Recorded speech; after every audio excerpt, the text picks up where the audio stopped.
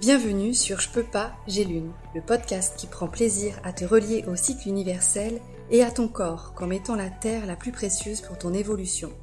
Ici, amusons-nous à jardiner la tête dans les étoiles et les pieds dans la terre, en route vers la permaculture intérieure. Je suis Fanny, joyeuse terrienne et utopiste incarnée. Et si j'ai quelque chose de magique, c'est d'accompagner ta transformation en passant de ton épreuve de vie au courage et de la vision de ton job idéal à l'entrepreneuriat engagé. Mon mot d'ordre ? Radicalement vivante, maintenant.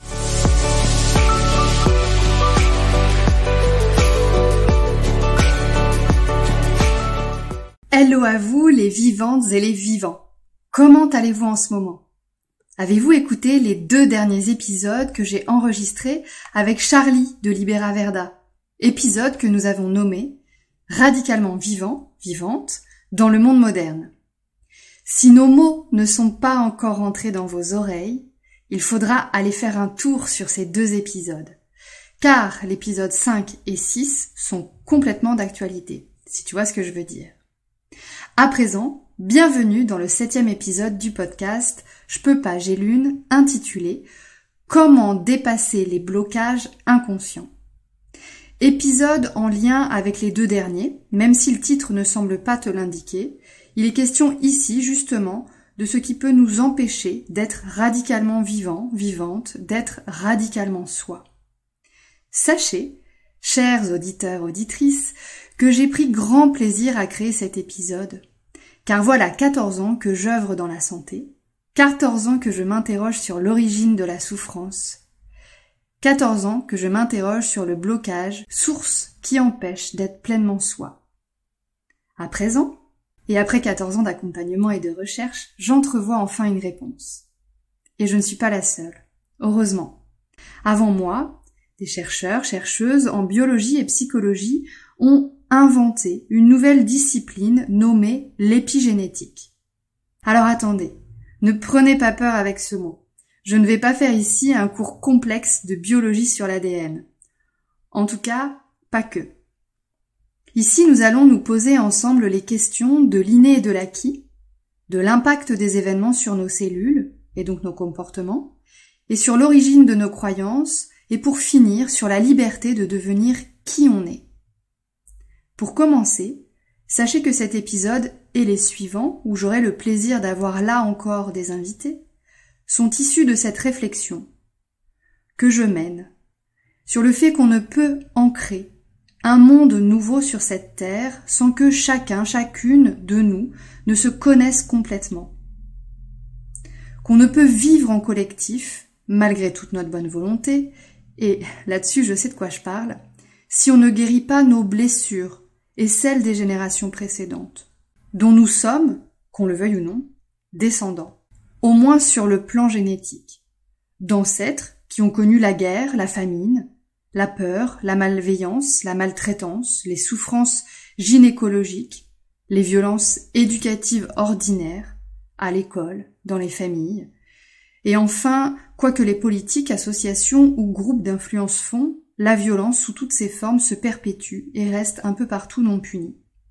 Mais où est donc la paix dans nos cœurs, nos corps et nos relations ? Ces épisodes sont un bout de moi, de mon histoire, et je suis heureuse de vous partager ce contenu, et d'avance, merci de le faire circuler. Nous en avons tous et toutes besoin, le vivant en a besoin. Alors que notre médecine a pour habitude de séparer les choses, considérant à présent que la biologie et psychologie sont 2 faces d'une même pièce. Comment nos gènes influent sur qui on est et comment nos expériences peuvent impacter nos cellules, notre être. En posant ces questions, je dois d'abord définir ce qu'on entend en termes de mémoire, ou devrais-je dire les mémoires. Le Larousse la définit ainsi. Activité biologique et psychique qui permet d'emmagasiner, de conserver et de restituer des informations. Il s'agit là d'une faculté comparable à un champ mental dans lequel les informations sensorielles, c'est-à-dire pensées, émotions et sensations corporelles, sont engrammées. Chaque expérience sera reliée au réseau neurologique des mémoires associées. Il existe donc plusieurs mémoires qui sont soit conscientes, soit inconscientes, des mémoires faites pour durer, par exemple les souvenirs liés à tous les derniers Noëls, ou des mémoires éphémères, la liste de courses de la semaine passée. Il y a aussi la mémoire explicite, qui inclut les souvenirs des derniers Noëls et les connaissances, par exemple, et la mémoire implicite. C'est cette dernière qui nous intéresse, car celle-ci s'exprime à notre insu. Ça veut dire qu'on ne réfléchit pas, par exemple, pour faire nos lacets. Et elle inclut également tous les souvenirs d'événements induits par un déclencheur, peu importe le déclencheur. Entendez là, agréable ou désagréable. Cette mémoire semblerait même exister bien avant notre naissance. Revenons à cette information. La mémoire implicite inconsciente pourrait contenir des modifications chimiques qui vont influencer l'expression des gènes, entre parenthèses, sans changement de la séquence d'ADN, qui peuvent être héritées et héritables au moment de la division cellulaire. Autrement dit, ça passe de génération en génération.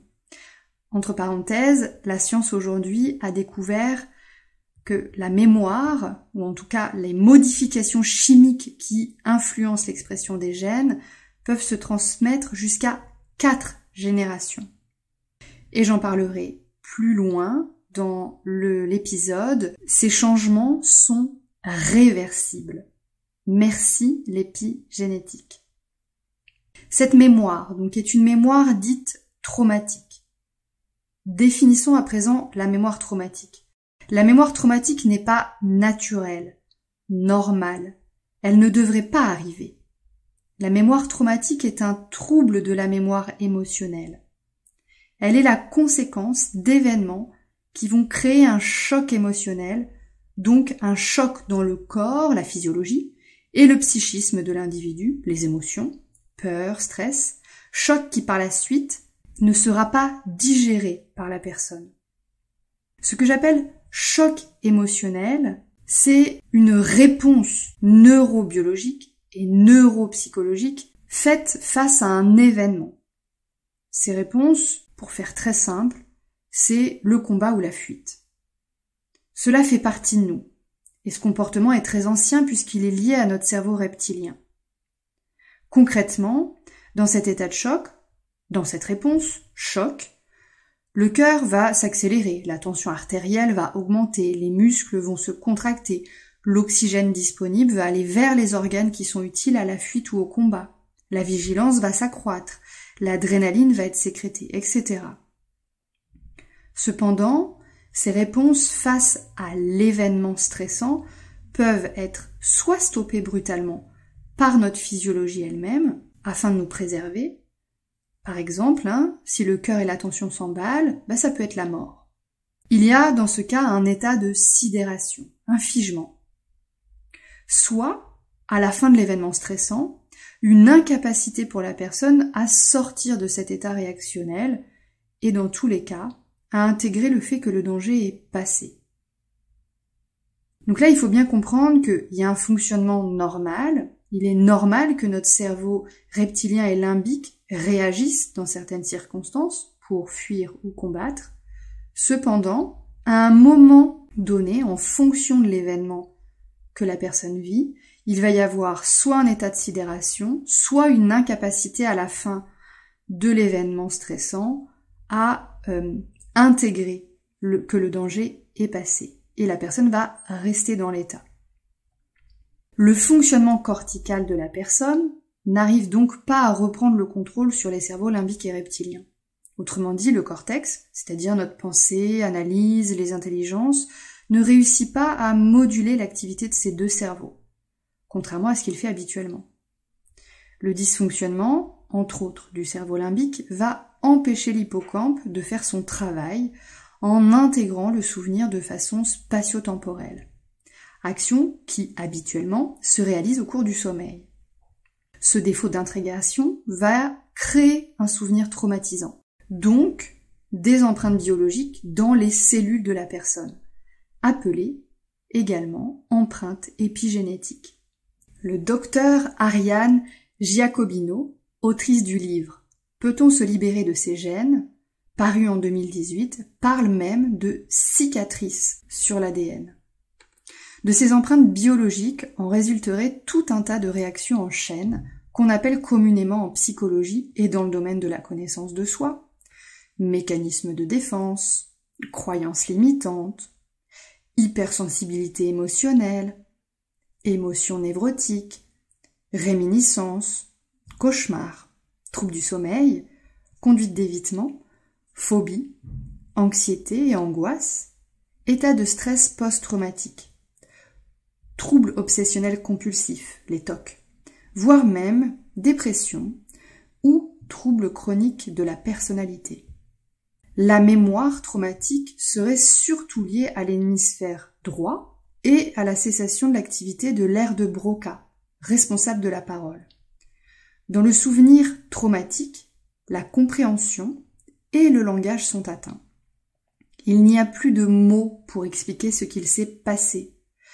Pas de mots pour traduire les mots, MAUX, sensoriels, corporels et émotionnels. Le corps et les émotions vont traduire à leur manière ce qui n'est plus nommable. Faisons une pause. Le temps d'intégrer ce qui vient d'être dit. Je te laisse entrer en toi et conscientiser les limitations et comportements qui ne sont pas toi, mais qui pourraient être issus de traumatismes, de micro-traumatismes. Nous sommes en fait tous concernés par le traumatisme, mais pas tous conscients de nos réactions comportementales et émotionnelles. Et il faut savoir que quel que soit l'élément déclencheur, de très faible, par exemple tu paniques en ne retrouvant pas tes clés de maison après une journée de shopping, ou bien ton patron te prend en entretien bilan surprise, ou encore tu esquives de peu la voiture à l'arrêt devant toi, jusqu'à un élément déclencheur de très forte intensité. Tu perds ton enfant dans un parc d'attractions, tu fais un burn-out professionnel, tu subis des violences gynécologiques pendant ton enfantement. Le souvenir traumatique engendra, dans tous les cas, des dégâts sur ton existence. De l'empreinte traumatique résultera forcément des comportements qui tentent de mettre en mots le malaise et d'éviter que la charge neurobiopsychologique se reproduise. C'est comme un mécanisme de protection. Mais comme il y a eu double mécanisme de protection, bien le système ne va plus. La magie de la vie fait que rien n'est jamais acquis définitivement, et l'épigénétique nous l'explique très bien. Alors, est-il possible de se libérer de ces blocages, de ces limitations, de ces traumatismes, quelle qu'en soit la gravité? Et plus durablement, peut-on effacer les cicatrices biologiques? Oui, nombreuses thérapies psychocorporelles intégratives permettent de métaboliser les informations sensorielles, pensées, sensations corporelles et émotions. Mais d'abord, le processus demande 3 étapes simples. La mise en pratique, elle, demande persévérance et courage.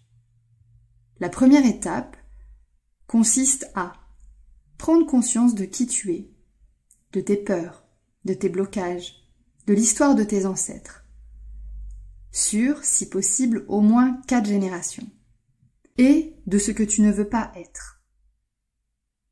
La deuxième étape, toujours aussi simple, avoir envie et décider de changer, de se changer, de changer des comportements et habitudes de vie que peut-être tu as depuis de nombreuses années.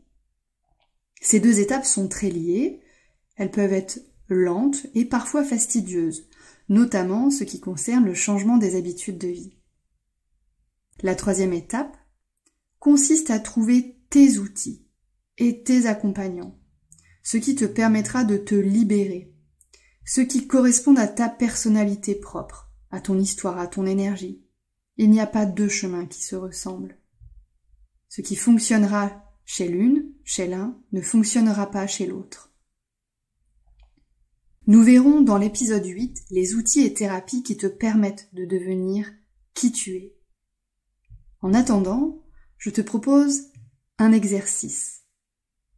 Je te propose de prendre un temps d'écriture afin de noter ce qui a été marquant dans ton chemin de vie, autant de façon positive que toxique, et d'inscrire également les 3 étapes dont je viens de te parler.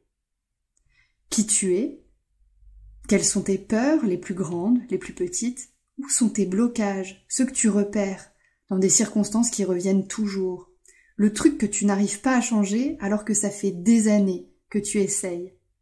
Et, si possible, construire brièvement ton arbre généalogique, en y indiquant les faits marquants de tes ancêtres. Une naissance, un changement radical de vie, par exemple, si tu es issu dans une branche de ton arbre d'une famille plus de paysans qui tout d'un coup deviennent ouvriers, ça c'est un changement marquant dans l'histoire. Concernant la 2e étape, qu'est-ce que tu es prêt et prête à changer? Qu'est-ce que tu es prêt à négocier dans ton quotidien, dans tes comportements, dans tes habitudes de vie qui doivent et peuvent être facilement modifiables? Même chose, tu peux prendre le temps d'écrire ce qui est facilement modifiable jusqu'à ce qui est le plus difficilement modifiable dans tes habitudes de vie, dans tes comportements. Et 3e étape, si le cœur t'en dit, tu peux, avant l'épisode numéro 8, commencer à chercher, à te renseigner sur des thérapies, des outils qui pourraient t'aider à changer. Dans l'épisode 8, nous verrons ensemble des outils très concrets dont je te parlerai, mais peut-être ce que tu peux faire, c'est ce que tu aimes. Par exemple, est-ce que tu es quelqu'un qui est en capacité d'aller vers une thérapie qui te demande un grand travail d'introspection en silence, par exemple? Ou est-ce que tu as besoin plus d'aller vers une thérapie énergétique ou bien encore corporelle? En attendant, je te souhaite vraiment beaucoup d'inspiration pour pouvoir prendre ce temps d'écriture. La meilleure façon d'y arriver, c'est d'ores et déjà, de planifier dans ton agenda ce temps d'écriture.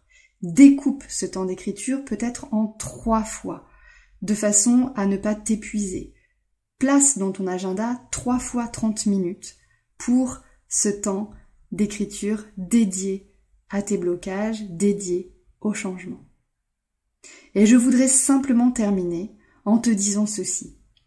Nous avons tous et toutes en nous le pouvoir de changer.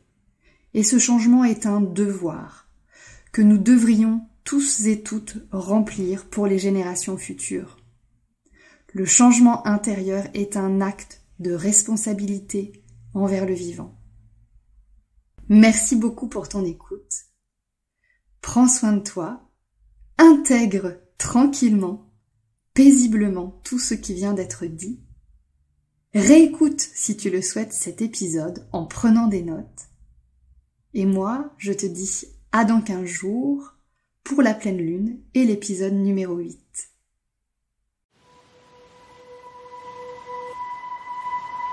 J'espère que cet épisode t'a plu. Pour le faire vivre, like, mets-moi un commentaire et partage-le aux terriens et terriennes de ton entourage. On se dit à tout bientôt sur les réseaux.